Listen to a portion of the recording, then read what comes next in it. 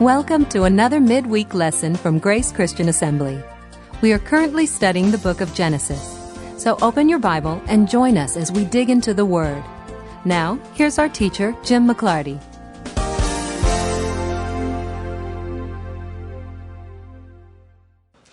Tonight, Tom and I had dinner with Andrew and Lee, who came up from the Atlanta area. And Lee said that he had been speaking to his son, Trey, and that Trey was hoping at some point during the message that Lee would send a shout out to Trey. So let's get this out of the way. Everybody, shout out to Trey. What's up, Trey? Hi, Trey! What's up? Yo, Trey! Call me.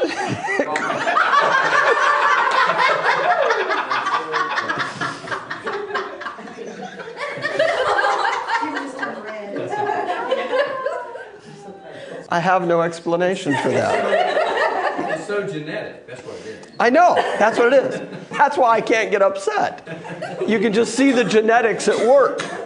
Exactly. There, we got that out of the way. We're in Genesis 10. In Genesis 10, as we saw last week, Moses, speaking from the point of view, the advantageous point of view of already knowing the history that he was writing about, gave us a defense of the idea that all the people groups on the planet are represented in the 8 people that were on the ark, which makes sense if, in fact, everybody was wiped out in the flood and there were only 8 people on the boat. Then it makes sense that every people group on the planet would have to be represented somewhere in those original 8 people. And so between the 3 sons, Shem and Ham and Japheth, Moses went on to describe their lineages and the different areas that they were scattered into. But he was speaking, like I said, from the advantage of already knowing how those people groups were going to be separated and divided out. It was always God's determination to divide people up and separate people out.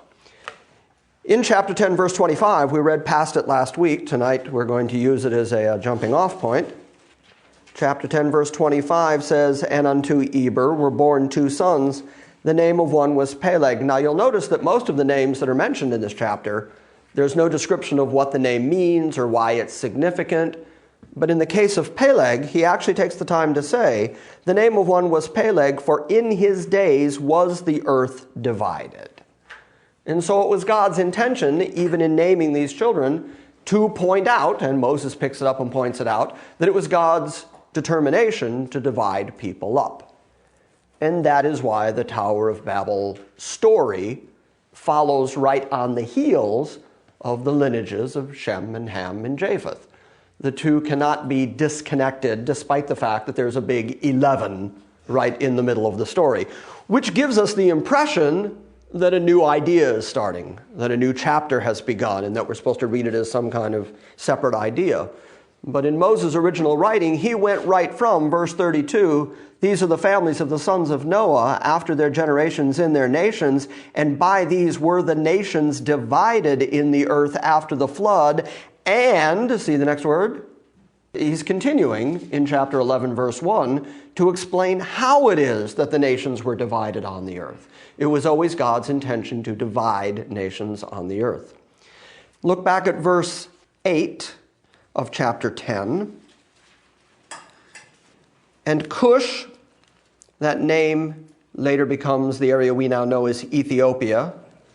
"Cush begot Nimrod, and he began to be a mighty one in the earth. He was a mighty hunter before the Lord. Wherefore it is said, even as Nimrod, the mighty hunter before the Lord. And the beginning of his kingdom was Babel." And so we are prepared at that point between that information about God determining to divide the nations and the kingdom of Babel being developed by Nimrod. We're then prepared to go charging into chapter 11. The original Chaldean word babel actually means gate of God. Anybody in here familiar with the Baha'i religion? The followers of the Baha'u'llah? There are some very famous Baha'is. Seals and Croft. Anybody remember Seals and Croft?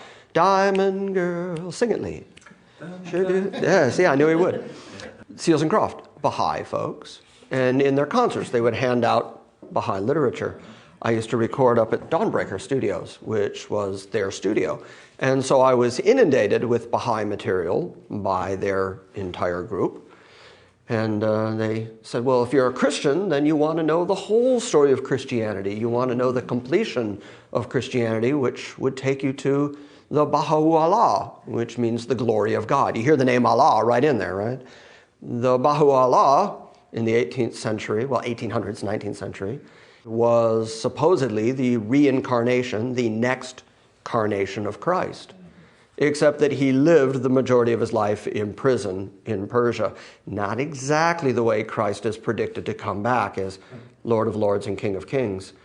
But while he was here in this next incarnation as the Baha'u'llah, he explained that earlier generations of men were just so ignorant that they weren't able to hear or perceive the whole truth. And so he had come to give us the rest of the truth. Things like hell doesn't exist. That whole concept of hell was something that earlier generations of men who were quite sinful needed to be told in order to keep them in line.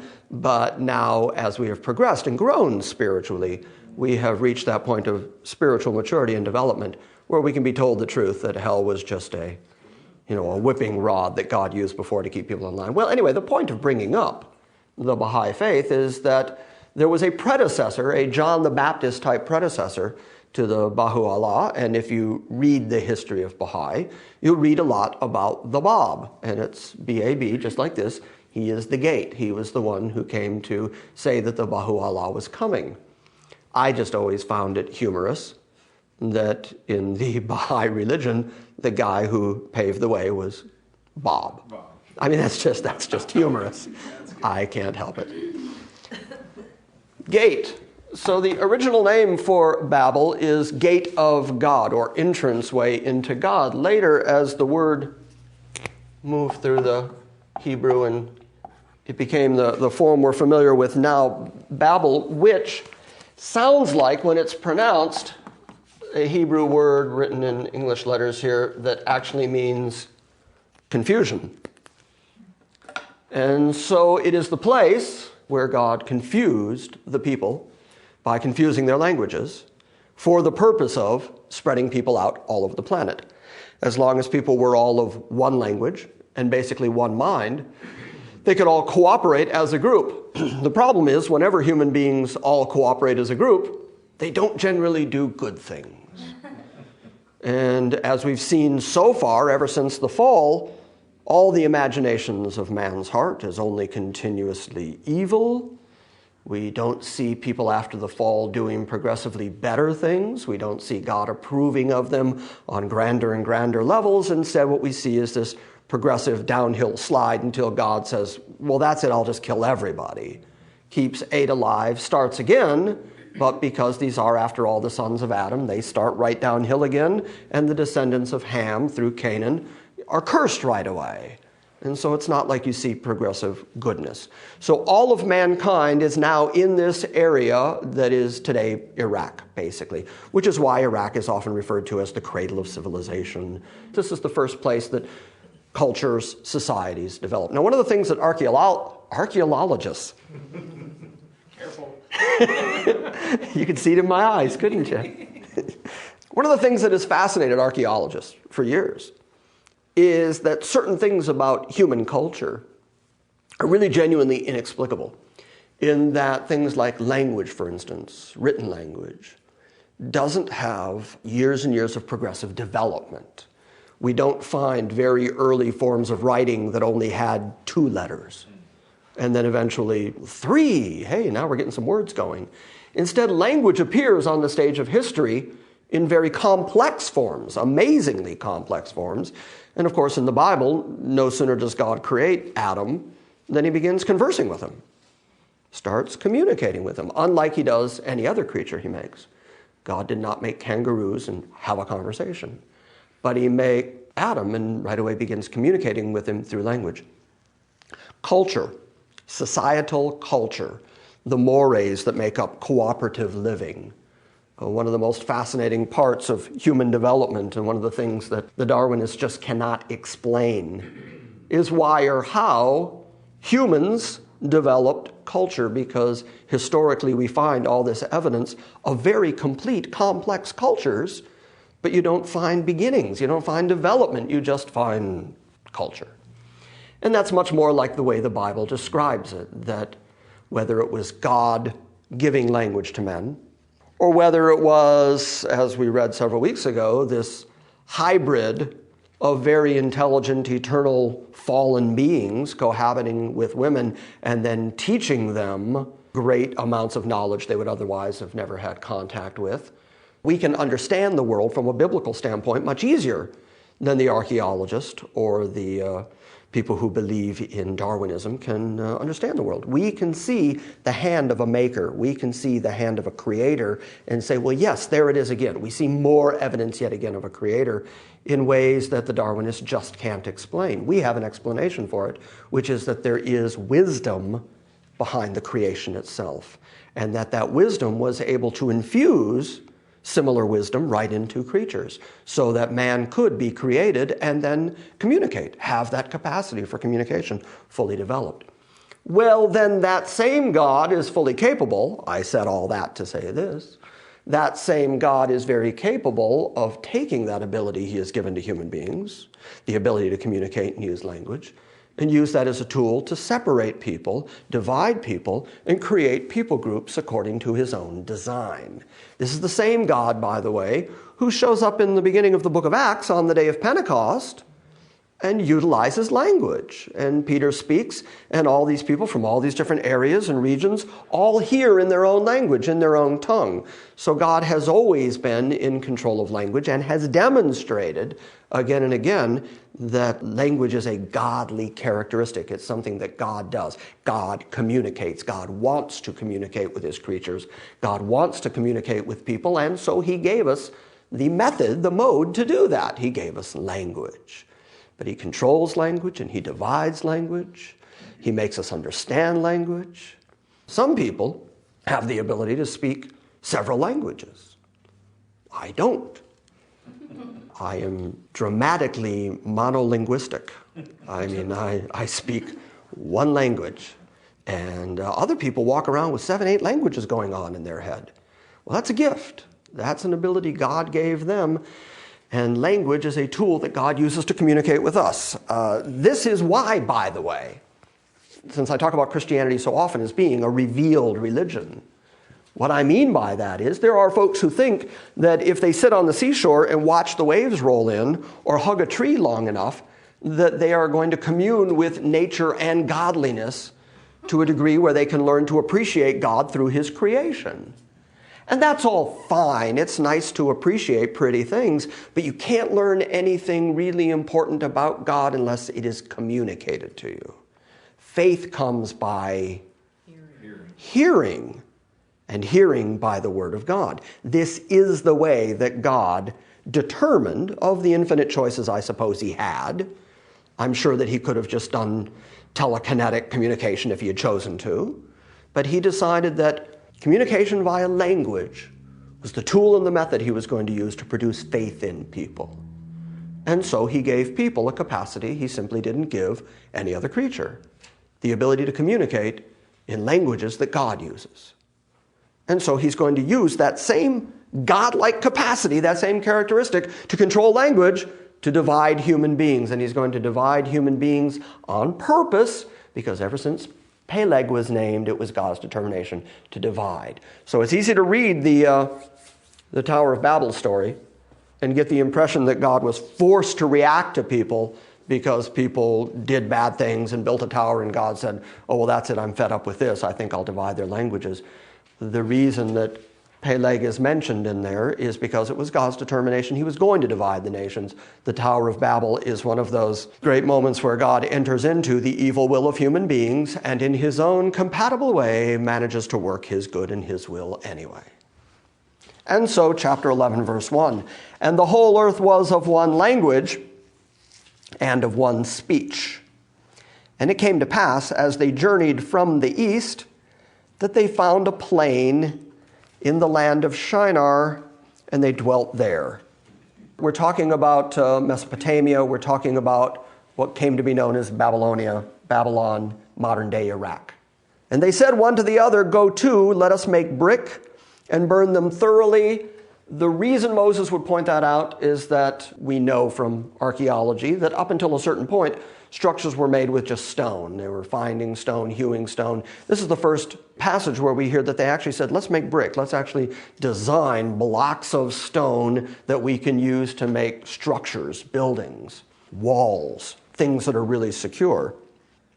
So they said, let us make a brick and burn it thoroughly. And they had brick for stone, and they had slime that they used for mortar. And they said, go to, let us build us a city and a tower whose top may reach unto heaven, and let us make us a name, lest we be scattered abroad upon the face of the whole earth. Okay, there's a lot of stuff going on in that verse. First off, the phrase, let us build a tower, there's no real definite preposition there. We don't know if it's a tower unto heaven, toward heaven, pointed up at heaven. Archaeology, again, in this area of the world, has dug up a lot of these kind of towers. So we have even Herodotus wrote about some of the towers that are in the Middle East during his period.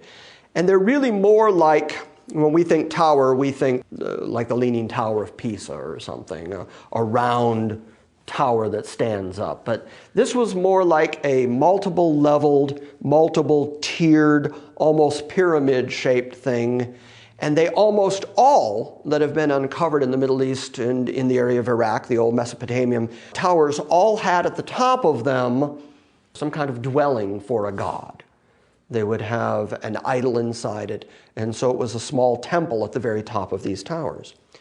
And so this phrase here, let us build us a tower that goes up into the heavens or reaches to the heavens or goes toward the heavens, probably meant a very tall building at the top of which they were going to go and worship the heavens. They may have been worshiping what would have been the 7 known planets at the time. They may have been worshiping the stars. They were doing exactly what Paul describes in the early part of the book of Romans, where he says that the creatures, looking at the creation, began to worship the creation rather than the creator. And this is always what false religion does. It looks at the creation and starts to celebrate the fact that the creation exists instead of celebrating the creator who made all these things. So they're building a tower for 2 reasons. One is that it is toward or up to the heavens. It is designed for religious worship, but it's genuinely not godly worship. It's some form of idol worship going on here. And their reason for doing it is, let us make us a name. So you can see the intrinsic ego in it. It's all about us. Let's build us a reputation. Let's build us a name.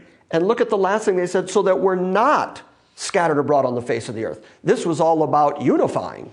This is Nimrod saying, let's get a project going and unify everybody on the big project. And the big project is going to be a monument to us. And then we will go up on that monument that we have built and we will worship the creation, worship our idols, worship our gods. So it is a combination of human ego, evil desire to worship the creation, false worship, idol worship. You can see now why God would be slightly miffed. Good. One person enjoyed the phrase slightly miffed. And the Lord came down to see the city and the tower, which the children of men built. You do know, of course, that that's an anthropomorphism, yes? Anthropomorphism. Anthropos, man. Anthropology, study of man. Anthropomorphism is when you speak of God as having human characteristics. If we say God's hands, the hand of God, well, if God is a spirit, it's likely he doesn't actually have hands quite the way we do. Or we speak of God's heart. That's an anthropomorphism. That's speaking of God in human ways in order to help humans understand what God's like. My point being that it says here that the Lord came down to see the city and the tower. But if God is in fact God, he's everywhere, and he knew what was happening. It's very much like Adam hearing God walking in the garden in the cool of the day. He became aware of God's presence, and then God says to him, Adam, where are you? Well, God had to have known where he was. But this is God being represented by human characteristics so that we have a better understanding of God's activity. And so the Lord came down to see the city and the tower which the children of men built. And the Lord said, behold, the people is one. They're one unified group. They have one language. And they have all one language, and this they begin to do.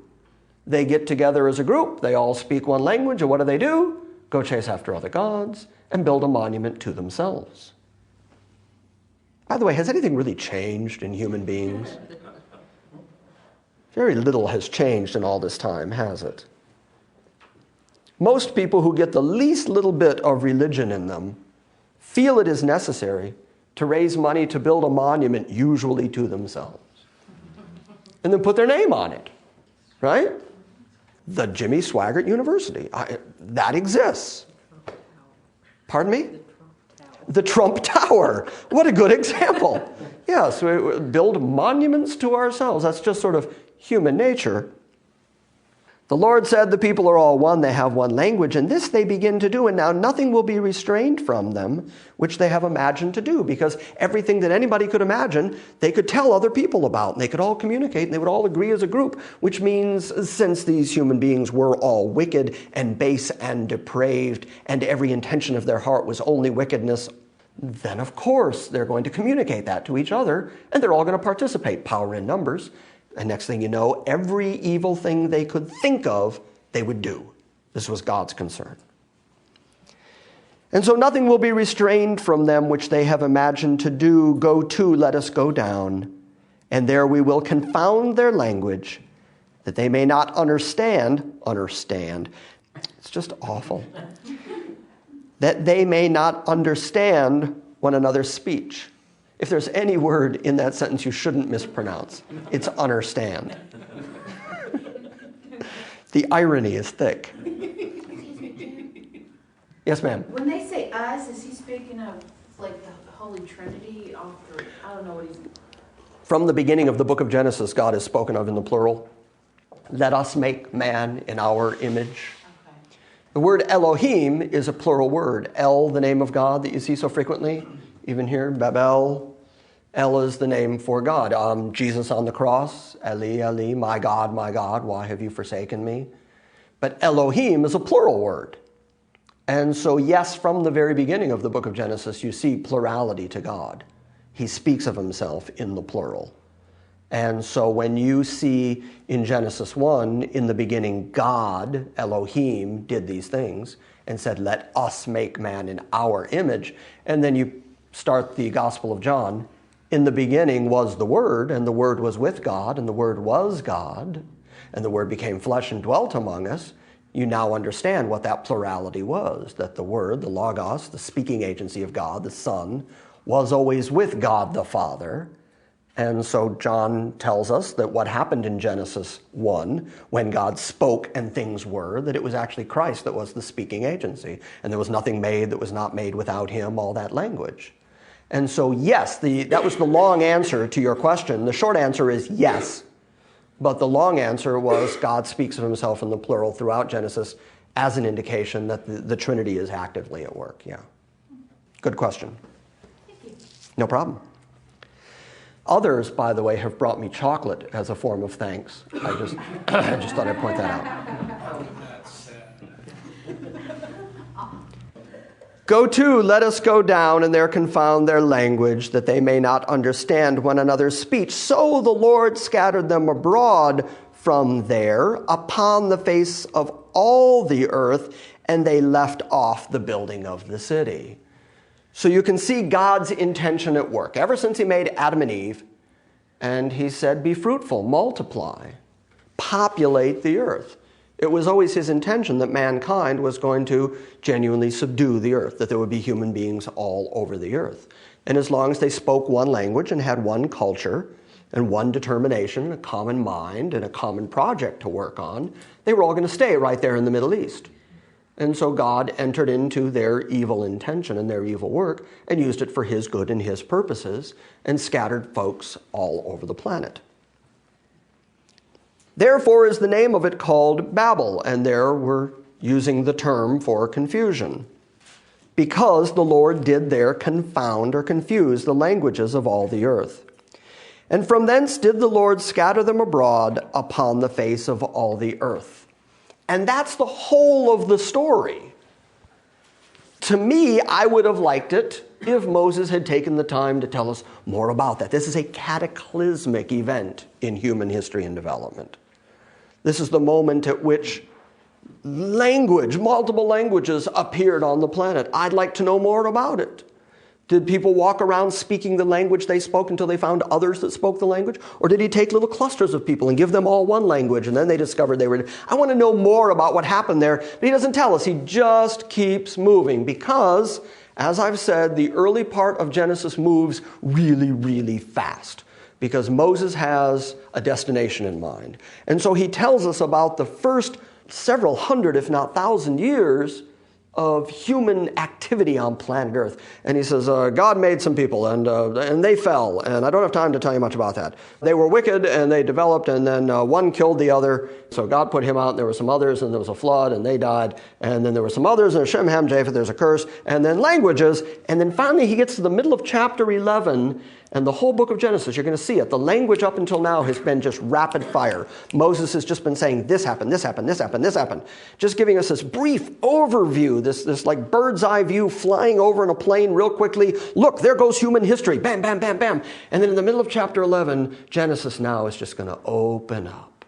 And it slows down, the pace of the writing slows down, and he finally gets to what he's been trying to get to, which is Abraham. And you're going to hear about Abraham and the promise made to Abraham and the land of Abraham and the seed of Abraham. And you're going to see Abraham throughout the rest of the Bible. You get into the New Testament and start talking about faith, they go to Abraham. You start talking about Jesus dividing between Gentiles and Jews. It's children of Abraham. Jesus dealing with the Pharisees and saying, you're of your father the devil. They say, no, we're children of Abraham. Abraham's going to come up through the whole rest of the Bible. And in fact, the new covenant is based on the Abrahamic covenant. And God is going to several places throughout his dealings with Israel, even when Israel is at their worst, say, well, because of the promise I made to Abraham, I'm not going to wipe you all out. Paul is going to say in Romans 11 that concerning the 10 northern nations that are cut off from their heritage, the wild olive branches are grafted in.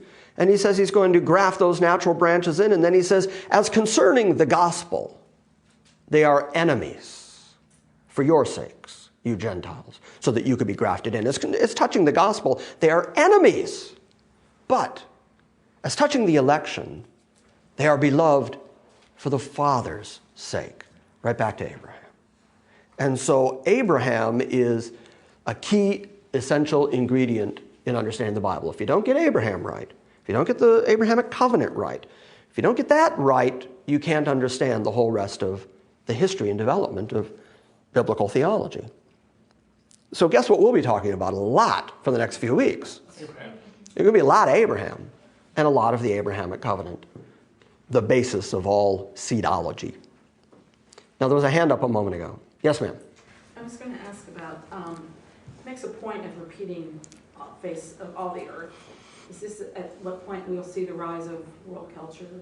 I mean, if we were to look at archaeological evidence, I know it's really difficult Yes. because of carbon dating. And Right. And that was my point. And I'm glad you grasped it and dragged us back to it, because we hear about the development of culture, especially through a leader like Nimrod, and later Nimrod worship develops and all of the Ishtar stuff that goes with that. But that there was a genuine culture developed there in Babylon, in Babel. And then God scatters that people group who have a culture all over the earth. And wherever they go, there's like instant culture. And there's instant language. Why? Well, the only explanation for that fact is what you read right here. That God took people who had a culture and then scattered them all over the earth. And they took their concepts of culture with them, and their language divided them, but then every place that they settled, there was instant cultural mores, social codes, conduct codes, art, communication, language, instantly. Well, it has to be because they all came from a central point. also the religions that give rise from those same people end up have the same constructs where they're egotistical and... Yeah, Nimrod worship is everywhere still. Yeah, because it comes out of Babylon and moves out from there. Which is why, again, it is very interesting. The first place where you see this kind of idolatry, we're going to build a tower to the heavens, all of that kind of stuff, is in Babylon. And you get to the end of the book of Revelation, and there's finally an angel saying Babylon has fallen. So Babylon is very much the bookends of the Bible. Early in Genesis, Babel is the problem. At the end of Revelation, Babylon's fallen. And in between, you've got the true religion of God. You've got the religion of Yahweh. And through the whole rest of the world, you have religions that can all trace their heritage back to Babel, back to Babylon. Mayan religion, too, because from what you're describing... The Mayan religion uses those same kind of Exactly. ziggurat-type pyramids for towers, for worship. Yeah, absolutely. Yes? All over the world, those little towers are everywhere. Isn't that something? Even Yeah. in China, the Buddhist temples are shaped like And gee, why would that be? And every one of those cultures has a flood I think legend. Marco Polo brought it. Yeah. Almost like there was a commonality to them all. Yes, sir. All the initial cultures, Egypt, China, Iraq, they all have the same kind of pantheistic deity system with the humanistic gods depicting natural things. They might have different names, but... That's in European, Greek, and Roman mythology as well. I mean, it's... Hindu, You're right. it stretches all through, and it's spread out from there. Right. But the basic concepts of like the Egyptians having their pyramids for burial, all their temple regalia, and all these things through all these cultures throughout the initial phase, at least, of religious ritual and everything. Everything is all the same. It might have different names. There's an amazing continuity to it, isn't there? Which is why, when later on, when the Greeks and Romans had their, Mythological. qualities, If you need any other words, just let me know. it was a situation where they were already in tune with Right. each other. Exactly and, right. And the Egyptians were in tune with each other, and all these cultures have always been in tune with each other because there's the commonality of all this false religion Right. that ties them together, even though there is the division of language. And the division of language would naturally also create local custom. You go to a Church of Christ in Tennessee and a Church of Christ in Kentucky, you're going to find differences, even though they're both churches of Christ, and those are just little cultural differences from a few hundred miles. You can imagine if you take people with a common source, common root, common belief system, and then scatter them out around the world, over time there's going to be the addition of new traditions, new ideas, new philosophies, but they're all going to have that common root. And the further you dig back into the history of mankind, the more of that commonality keeps coming out. And it continues to say the Bible account is how we got here. And again, there's no way to take God and the Bible out of the equation and make any sense of what we see in human history. We are then at chapter 11, verse 10.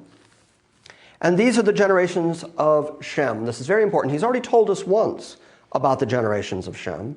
Now he returns to this specifically so that he can trace Shem, the Shemites, from which we get the word Semite. If you hear about anti-Semitism, that is a version of this word, descendants of Shem, the Shemites. Now he's going to give us the lineage of Shem so that he can connect it to Abraham. Why is that important? Because Abraham is going to be given a promise of land that belongs, after the division of people, to the Canaanites. The Canaanites, not Canaanites, Canaanites. The Canaanites, the descendants of Canaan, are the people who were under the curse because they had seen Noah in his nakedness and not treated him properly, and some shame came of that to the point where Noah cursed Canaan and his descendants. And so as a result, these people have a land, but it's a rich, fertile land, and it's a good land. And then Shem, the blessed line, has a descendant, Abraham, and Abraham is going to be told that he gets the land that the Canaanites have. And that fight is still going on today, as the descendants of Canaan are still over there saying, no, this is our land. And the descendants of Shem are still over there saying, no, this is our land. Again, you can't make sense of what's going on in history or even in our modern political climate if you don't understand the Bible. So these are the generations of Shem. Shem was 100 years old, and he begat Arphaxad 2 years after the flood. And Shem lived after he begat Arphaxad 500 years, and he begat sons and daughters. The first thing you should notice there is that ages of human beings are now dropping dramatically. Before the flood, we were into 800, 900 years per person. God said before the flood that the age of a human being was going to be 120 years. Now the flood comes, something so dramatic has happened to the atmosphere and the physicality of the earth that men's ages are cut in half right away. We're down to 500 years. And from this point forward, we're going to see lifespan just keep getting shorter and shorter and shorter until now in our own day, we're promised 70. You get your 70 years. And so something cataclysmic has changed in the atmosphere of the earth and in our capability, our ability as human beings to live as long as we used to. We're being continually corrupted more and more with each successive generation, and lifespan is proving that. Shem lived after he begat Arphaxad 500 years, and he begat sons and daughters, and Arphaxad lived 35 years and begat Salah. And Arphaxad lived after he begat Salah 403 years, and he begat sons and daughters. And Salah lived 30 years and begat Eber. And Salah lived after he begat Eber 403 years and begat sons and daughters. And Eber lived 34 years and begat Peleg. And Eber lived after he begat Peleg 430 years, and he begat sons and daughters. And Peleg lived 30 years and begat Reu. And Peleg lived after he begat Reu 209 years and begat sons and daughters. See the ages going down? We're now into 200s. Went from 500s down into 200s now. Reu lived 230 years. He begat Serug. And Reu lived after he begat Serug 207 years and begat sons and daughters. And Serug lived 30 years and begat Nahor. And Serug lived after he begat Nahor for 200 years and begat sons and daughters. And Nahor lived 29 years and begat Terah. And Nahor lived after he begat Terah 119 years and begat sons and daughters. Now we're down into the hundreds. And Terah lived 70 years and begat Abram, Nahor, and Haran. And this is where our history sort of begins. Now these are the generations of Terah. Terah begat Abram, Nahor, and Haran begat Lot. And Haran died before his father Terah in the land of his nativity, which is Ur of the Chaldees. Chaldean, the area of Iraq. Another word for that Mesopotamian area. The second captivity that the Israelites are going to go into, they're going to go into Assyria, which takes them right into that ancient area of Mesopotamia. After that, into Babylon. And then Babylon is going to be overrun by the Persians, which is modern-day Iran. And once the Persians overrun it, they come back into their own land, but then they're overrun by Grecians and then Romans. So finally you see the Western European influence coming into the Middle East. Up until then, all of the influence that's happening in Israel and in the land of Canaan and on all these early generations, all of the influence is Chaldean influence. So we have to think in terms of Chaldean calendars and Chaldean language, Chaldean culture. All of that's influencing all of this early human history. So that takes us to verse 30. No, it doesn't. It takes us to verse 29. And Abram and Nahor took them wives. The name of Abram's wife was Sarai, and the name of Nahor's wife was Milcah, the daughter of Haran, which means he married his cousin, and the father of Milcah, and the father of Iscah. And Sarai was barren, she had no child. And Terah took Abram his son, and Lot, the son of Haran, his son's son, and Sarai, his daughter-in-law, his son Abram's wife. And they went forth with them from Ur of the Chaldees to go into the land of Canaan. And they came as far as Haran, and they dwelt there. And the days of Terah were 205 years, and Terah died in Haran. Chapter 12 begins then with, Now the Lord had said unto Abram, Get thee out of thy country, and from thy kindred, and from thy father's house, into a land which I will show thee. So now Moses is pulling back that curtain and saying, okay, why this trip? Why in the world would Abram and his father and everybody else decide that they're going to go into the land of Canaan? There's a promise behind it. The Lord said unto Abram, get out from your country, Ur of the Chaldees, and from your kindred, and from your father's house, unto a land that I will show you.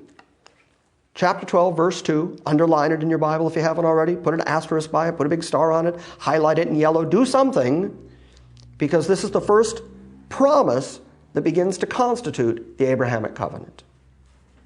Chapter 12, verse 2 says, and I will make of you a great nation, and I will bless you, and I will make your name great, and you shall be a blessing.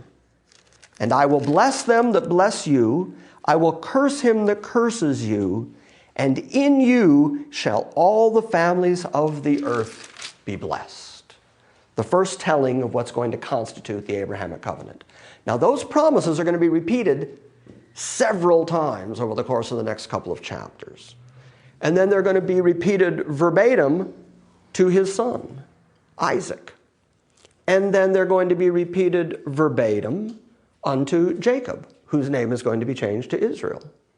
And then Israel is going to pass those promises on to Joseph, his favorite son's son, is going to get the physical promise. So we're going to get into all that. You can actually trace the Abrahamic covenant as it travels through the book of Genesis and then into the history of the Old Testament.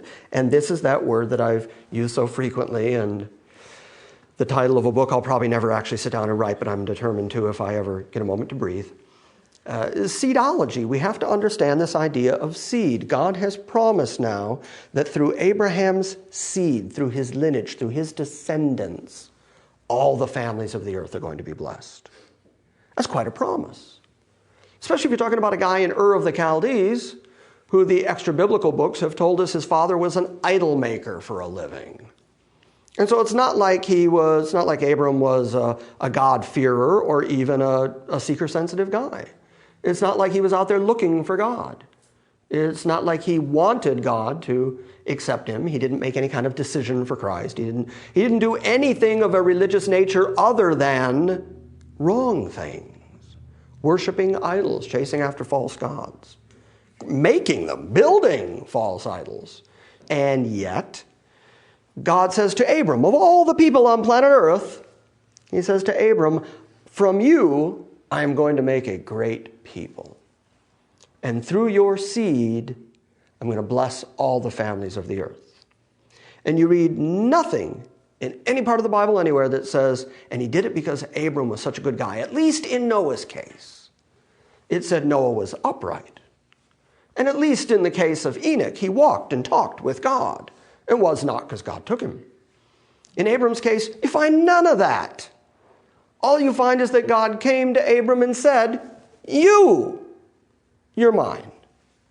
And through you, I'm going to do really magnificent stuff. In fact, through you, I'm going to send the Redeemer. Through you, the Christ is coming. Through your direct line and lineage. Which is why when you get to the early parts of Matthew and Luke, they start right out with genealogies. And they trace him right back through David, back to Abram, to prove that the seed exists in history, that the lineage, the genealogy exists in history to prove that Jesus was the fulfillment, the culmination of the Abrahamic promise. And yet God made it to Abraham for no reason anybody in this room or anybody in history has ever been able to decipher or point to or conclude and say, well, there it is. There's the proof. That's why it was Abram, because he was a good dancer and fun at parties. There was just no explanation. Why Abram? Don't you shake your head at me. I'm just seeing if you're still with me. I get this from Shane. You were doing fine, Jim, and then you got to do fun at parties. There's nothing. Okay, what's my point? Because I am making a point. I do have one. God chose Abraham. It wasn't his first. God chose Abraham. Yeah, it's the same God all the way through the Bible, picking and choosing, doing whatever he wants to do among whatever people he wants to do it among, whether it's scattering them according to the languages he chooses to give them, which, by the way, if he's assigning languages to each individual, then he's determining what the people groups are. He's determining which people belong to which group and where they're going to go. And now he says to one guy, hey, through you, everybody gets a blessing. But it'll be through you.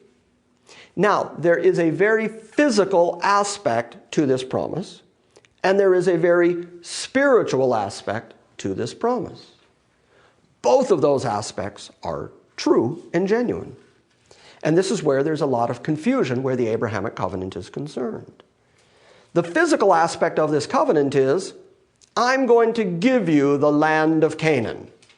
That's very physical. That's very earthly. That's one you can check. That's when you can go say, oh, there's the land right there. It's this land we're talking about here. Later, he's going to bring him into Canaan and say, walk the length and the breadth of this land, every place the sole of your foot touches, and every place you can see. Takes him up on a hilltop, on a mountain, and says, now look out over the land. Everywhere your eye can see, I'm giving that land to you and your descendants, the seed again. You and your descendants get this land. It's very physical. Through you, all the nations of the earth are going to be blessed. It's exceptionally spiritual. That is a very spiritual promise. All the nations of the earth are going to receive a blessing from God as a result of what I'm going to do through you. Notice, by the way, there are no conditions placed on this. Notice God has not yet said, I'll do all this if you will. It doesn't exist. If you would make him your Lord. Yeah, if you would choose me, if you would pick me and make me your God. You don't see any of that language. You find no conditions at all. Instead, God shows up and says, I'm God, you're mine. And now through you, I'm going to do these things. I'm going to do something very physical among your physical seed. And I'm going to do something very spiritual through your spiritual seed. And so you're going to see in the New Testament language of the fulfillment of the spiritual aspects of the Abrahamic covenant. And you're going to read that everybody who has faith in Christ is the spiritual seed of Abraham. Great, we get that, the spiritual aspect of that promise. The place where the controversy has developed through all the years is, well, then what about the physical aspects of that promise? The land promise. Have those land promises been done away with? Are the land promises still good? Did one part of the Abrahamic covenant go away and the other part continue? Or are the land promises meant to be spiritual? Do we spiritualize the land promises, or should they remain physical? I insist that they remain physical. They're physical promises to begin with. And the place where most people don't get it right, where the Abrahamic covenant is concerned, is that they don't understand that the physical and the spiritual aspects of that promise are divided. And that when Jacob, whose name is changed to Israel, puts his right hand on the head of Joseph's son Ephraim and gives him the birthright, and then says that rulership will not depart from Judah, but that through Judah will come Shiloh. From that point forward, the spiritual aspect of the promise and the genealogies that go with it go toward Judah, and the physical aspect of the promise all belongs to Ephraim. And so until you see Ephraim fulfill that portion of the promise, you haven't seen that promise fulfilled.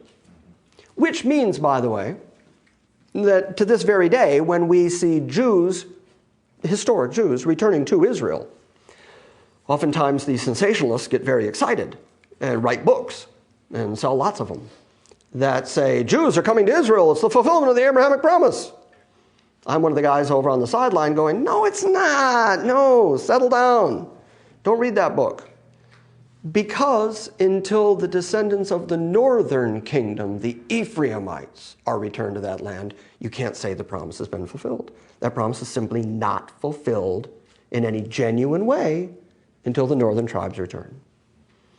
Of course, then again, you've got Romans 11, where Paul says that the cut-off branches are going to be grafted back in, and so all Israel will be saved. To me, that's very in keeping with the promise that the cut-off branches, the northern tribes, are going to be returned to the covenant that was always theirs, and so they will get everything they've ever been promised. Has that happened yet? No, absolutely not. Is God restricted or restrained by the fact that it hasn't happened yet? Not at all. Let me show you something.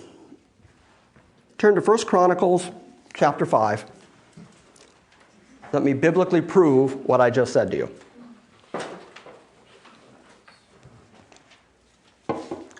If everything I just said about the Abrahamic covenant and the physical end of it and the spiritual end of it being divided when Jacob handed out the birthright promises before his death, if that's true, it would have been widely known among the Israelites and the Jews, and you would think that they would mention that somewhere. Well, they do. Chapter 5 of the book of Chronicles, and the Chronicles are exactly what it says. Kings and the Chronicles are all the stories of the history of Israel. And the Chronicles have a lot of begatting going on. There's a lot of, in the book of Numbers, lots of begatting, lots of generations, lots of genealogies, lots of tracing the genealogy. Why were the Israelites so determined to trace genealogies over and over again? You see it again in Matthew and Luke. Why all these endless genealogies? Well, it's tracing the seed. It's proving that God is keeping his word through the very people that he said he was going to keep his word through.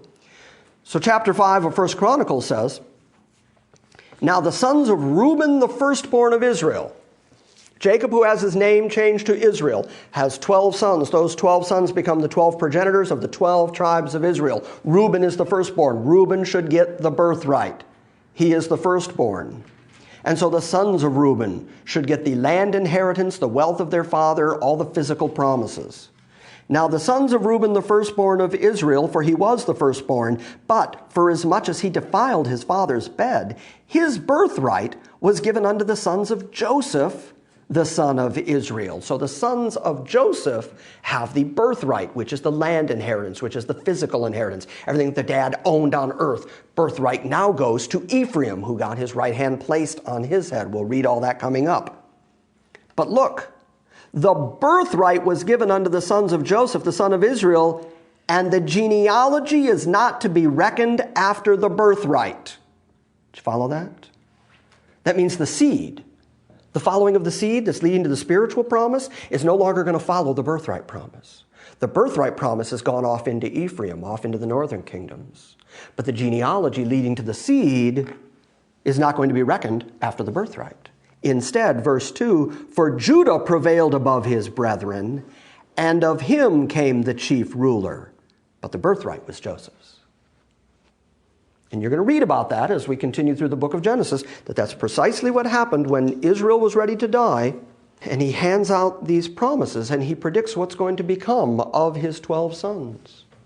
And in the course of that, first he has Joseph bring his 2 children, in Ephraim and Manasseh. Manasseh is the eldest. And so when Joseph brings them in before his father, he very wittingly, very purposefully puts Manasseh, his eldest, at his father's right hand to get the birthright. And it says that old blind Israel, Jacob, crosses his arms, knowing what his son would do, and begins to put his hands on the 2 boys, and Joseph stops him and says, "No, not so, Father, no. This is Manasseh, my oldest. Put your hand over here." And he says, "I know what I'm doing." And he gives the birthright to Ephraim, the youngest, and says Ephraim will prevail over his brethren. And from that point forward, as you watch the development of the northern 10 tribes, they become known as Ephraim. And the chief city is Mount Ephraim.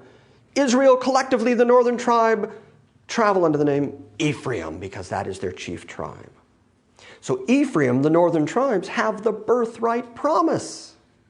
And then as of the Assyrian captivity, they disappear into captivity, never to come back to the land of Canaan, and finally establish their own land, the land of Samaria, the northern kingdom area. And so they're out there scattered somewhere, known to history then as the lost tribes. And yet Jesus, when he sends out the 12, says, "Don't go into the way of the Gentiles, neither go into the way of the Samaritans, but go first to the lost sheep of the house of Israel." What stunning language! He's talking to people who are of the house of Judah, the southern kingdom, and he says, take the gospel of the kingdom to the house of Israel. Very important nomenclature. So in Jesus' time, they were findable, locatable. And what does he tell them? Go out and preach the kingdom to the house of Israel. So the house of Israel, the northern tribes who have never come back to their property, who have never been reestablished in their own land, have the birthright promise. But the birthright is not to follow the genealogy, the seedology. The seed is continuing to Christ, so that Paul will write in the book of Galatians that the seed is Christ. So we know that the ultimate end of all of those genealogies and lineages is the appearance of Christ, the promise that was given to Abraham, that through his seed, Christ, all the families of the earth would be blessed. But you'll get your Abrahamic covenant theology confused if you don't understand that the physical promise and the spiritual promise are two different entities that take two different directions later. So when you get to the new covenant and you see the spiritual promise fulfilled, that doesn't mean everything's fulfilled. That means the spiritual promise is fulfilled. And I agree, yes, spiritual promise fulfilled in Christ, absolutely. But you don't find the physical promise, which took the birthright path, fulfilled yet. But you do find all this language that says it's gonna be. And so I'm a gonna be advocate. Get all that? Okay. Now the Lord had said unto Abram, get out of your country and out of your kindred from your father's house into a land that I will show you. That's the physical promise. I'm going to give you this land. That land promise is going to go to the northern kingdom. And I will make of you a great nation, and I will bless you, and I will make your name great, and you shall be a blessing. And I will bless them that bless you, and I will curse him that curses you, and in you shall all the families of the earth be blessed. So Abraham departed, as the Lord had spoken unto him, and Lot went with him, and Abram was 75 years old when he departed out of Haran. And Abram took Sarai his wife, and Lot his brother's son, and all their substance which they had gathered, and the souls which they had gotten in Haran, and they went forth to go into the land of Canaan, and into the land of Canaan they came. And Abram passed through the land unto the place of Shechem, unto the plain of Moreh, and the Canaanite was then in the land. And the Lord appeared unto Abram and said, unto your seed, your lineage, I will give this land. And there he built an altar to the Lord who had appeared to him. And he removed from thence, and he went to a mountain in the east called Bethel, house of God. We'll get into all of that next week. I can't go by that verse without pointing out that once he had heard the promise from God, you're going to get this land, I'm going to give you this land, and you're going to have descendants, you're going to have seed. I have to point out to you that all this time, Sarah hasn't had any kids. And we're going to find out that another 10 years is going to pass, and she's going to be well beyond childbearing. And God is going to change Abram's name, which means exalted father, though he's got no kids yet, to Abraham, father of multitudes. And actually, at one point, Abram decides to argue with God about it because he has no kids. And he seems to think that God is not aware of that fact. And he takes the time to point out, you keep telling me about this seed, and that through my seed, they get this land, and all the nations of the earth are going to be blessed. And he finally says, all I've got is this servant. Is that who you mean? And God says, no, you and Sarah are going to have a kid. Really? She's past childbearing, I'm closing in on 100, and we're supposed to knock out a kid. There's that tender phrase. We're going to knock out a kid. Because God is one more time going to prove that the Abrahamic covenant has absolutely nothing to do with human will, determination, or flesh, or activity. And Abram's going to try to do it his own way. He's going to try to do it in the flesh. He's going to go in a tent with Sarah's handmaid, and they're going to produce a child who is to this very day a thorn in the side of Israel nationally. So that was a big mistake with long-lasting consequences. But once God gives him this promise, it says he then built an altar to God. Isn't that interesting that would come up again? Yeah. Practically every chapter we've gotten to so far, somebody is building an altar to God, sacrificing to God, bringing sacrifice to God. Altar is where you kill, where you burn the best of what you have for God's glory. These sweet savor offerings that we keep seeing coming up again and again and again and again. There's something to that. Don't ignore the fact that every time God shows up in the Old Testament, people are bringing him sacrifice. People are coming and offering to him. People are building altars to him. The worship of God and sacrifice for God is a constant throughout the Bible. And even though I don't stand up here and stump for money, I'd be remiss if I didn't point out anything that consistent. That every time God shows up and blesses people, he expects a return, and they always bring it to him.